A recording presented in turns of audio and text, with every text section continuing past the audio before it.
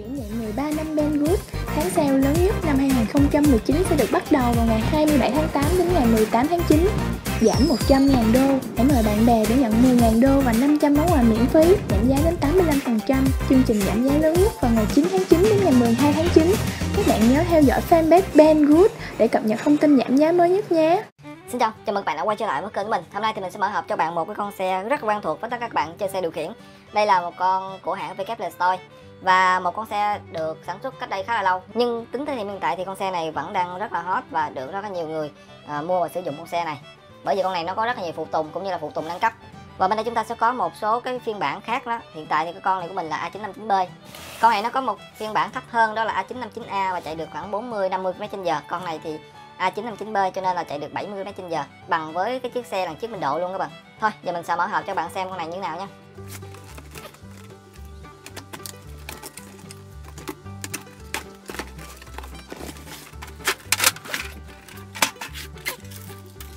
Đặc trưng của hãng WLStoy từ trước tới giờ.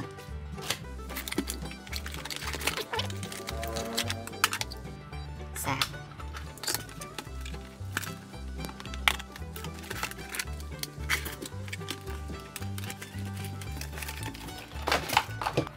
Tại sao họ không làm cái hộp nhỏ nhỏ nhỉ? Vâng, đây là tay điều khiển của nó này, cũng giống như bao tay điều khiển của hãng WLStoy thôi. Chúng ta sẽ có một số nút tùy chỉnh trim cho kênh servo này và kênh ga này. Và đây là xe ta đây, nhỏ nhỏ mà chạy được 70 km/h đấy. Nó sử dụng một cái động cơ đó là 540 7.4V. Một cục pin với dung lượng là 1.500. Giờ con xe này quá quen thuộc với các bạn rồi, nhưng mà mình cũng sẽ nói sơ qua về cấu hình con xe này có những gì. Thì xe chúng ta sẽ là xe 2 cầu và cầu trước cầu sau đều có vi sai hết nha. Sử dụng một động cơ như lúc nãy các bạn thấy đó là động cơ 540 và con này sẽ được một cái trục truyền động 5 ly ở trong này, hộp số bánh răng ở phía trong. Hộp số bánh răng phía trong này tất cả đều được bao kín lại hết để tránh cái việc mà bạn chơi nó có những cái viên sỏi nó lọt vào đây này, nó lọt vào giữa hai cái bánh răng ấy, thì cái đó thì nó sẽ gây hại cho bánh răng mình, một là gãy, hai là mòn. Con này thì đánh bằng servo nó là servo 5 giây. Trục truyền động ở đây được làm bằng kim loại chứ không phải là làm bằng nhựa nha, rất là chắc chắn. Ở đây thì chúng ta sẽ có một cái anten. Con này thì quá nhiều bạn biết rồi cho nên là cũng không có gì để nói nhiều, với lại là mẫu con này thì nó cũng quá là tốt, không có gì phải chơi con này cả.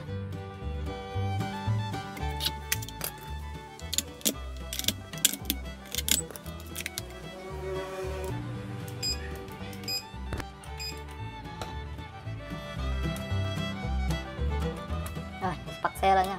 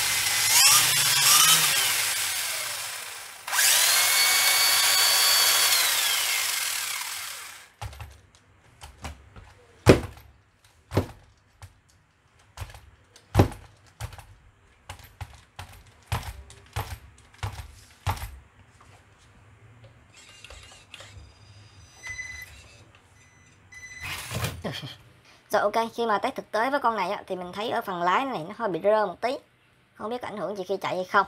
Vậy mình sẽ thử test cái phần lái cho bạn xem nha.